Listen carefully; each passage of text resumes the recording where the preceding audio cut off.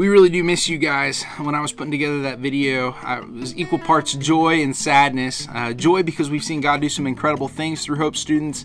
Joy because we've built some great memories. We've had some really good times. And joy just because it was great to see you guys and see your smiling faces again. But there's sadness there too because we're missing out on getting together. Life's changed a lot in the last few weeks. Not just at church, but at school, at home, at the grocery store. What you see on TV, it's changed. And so I thought coming out of our Easter series, we would talk about change for the next few weeks.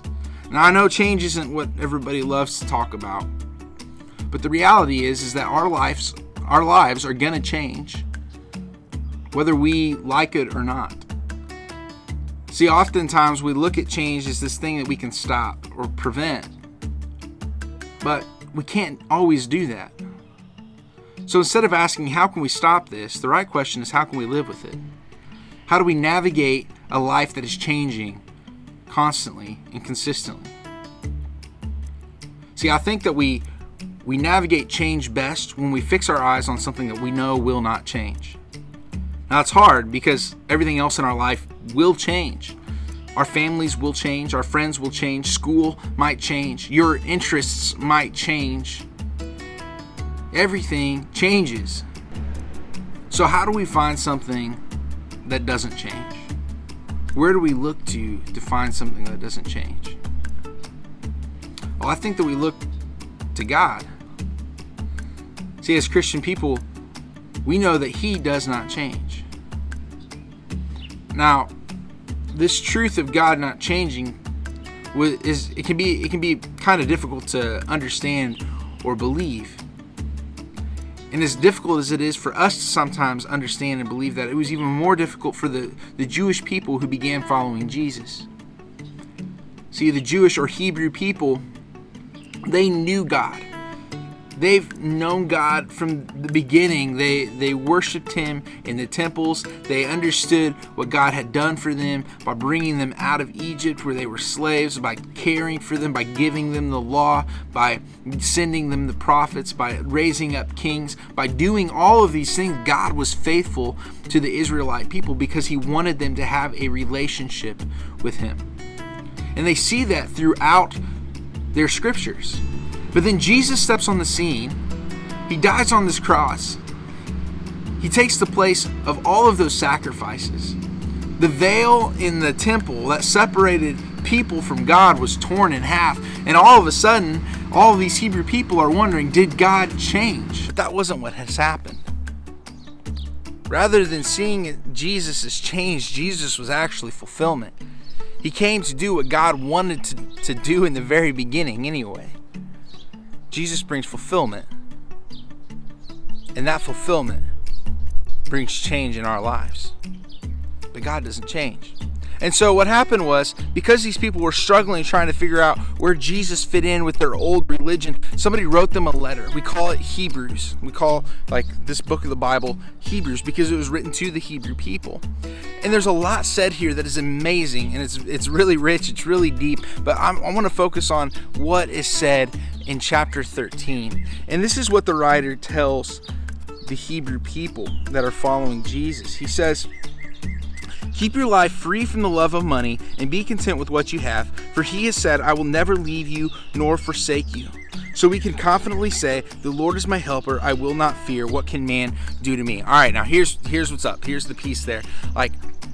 One of the changes that the Jewish people that were following Jesus were facing was their status change. All of a sudden, if you were following Jesus, you might be losing your job. You might be losing your possessions. You might be undergoing some pretty extreme persecution, especially if you were one of these Jewish people who defected to become a Christ follower.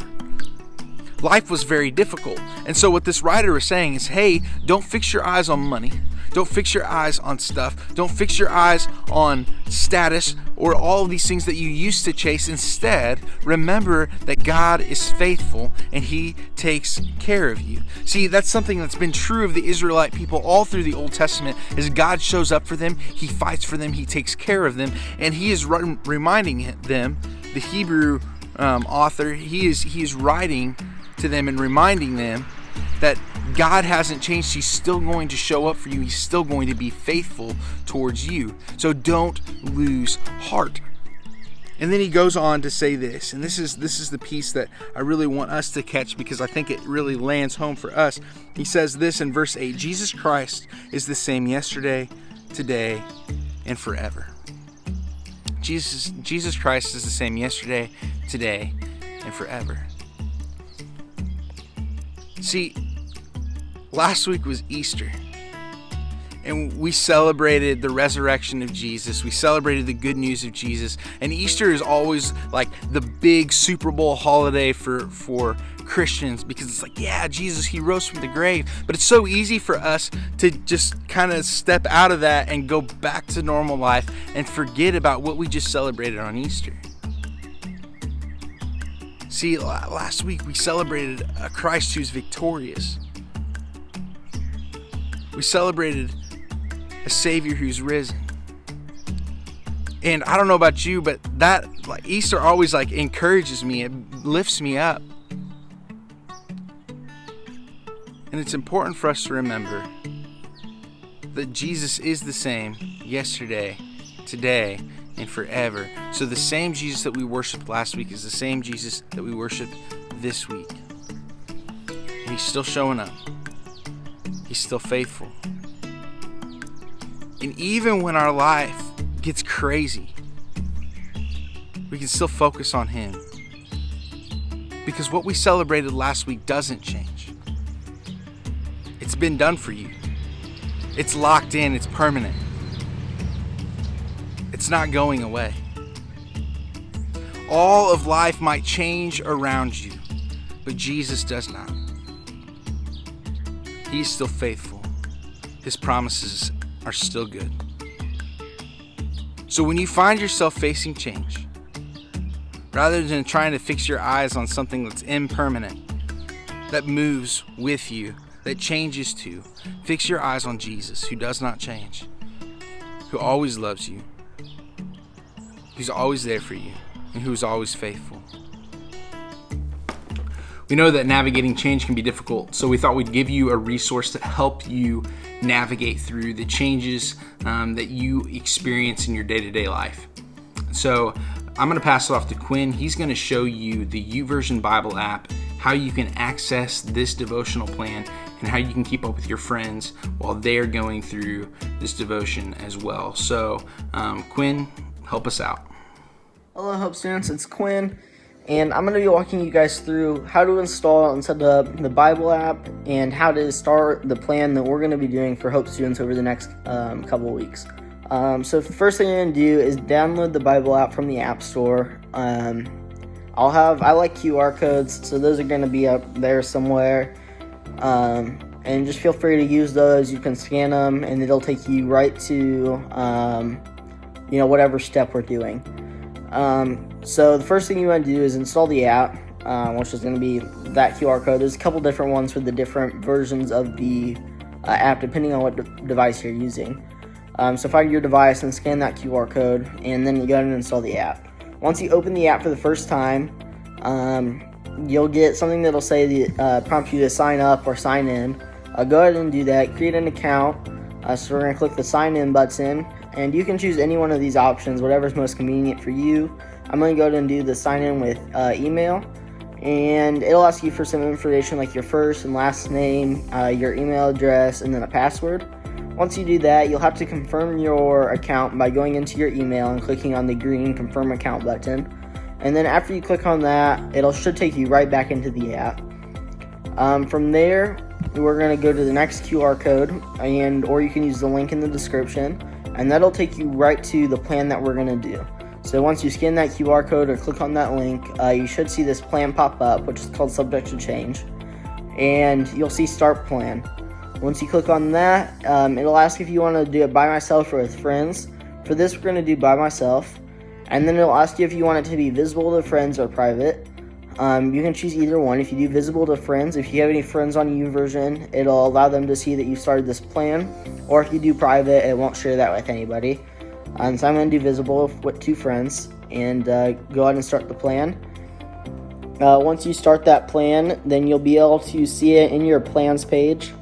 And you'll see that each day has a devotional and then 1 or more Bible verses, which you can read just by tapping on it. Once you read all the verses or devotionals for that day, then you'll get a little message that says that you've completed day 1 or day whatever out of 15 for this plan. And might ask you if you want to create a reminder, but that's pretty much it for this tutorial. It's been great talking to you guys. So yes. Thanks, Quinn, for that. We hope that you take advantage of that resource, that we hope that you follow along with your friends in your small group as they complete that devotion as well. And we're so glad that you come and you're a part of Hope Students TV. I really encourage you to take some time to be with your Zoom group. If you're looking for links for your Zoom groups, or if you're looking for links for the devotional plan, you can find all of that either below in the description or over in the bio on Instagram. So thank you for being here, and we'll see you next week.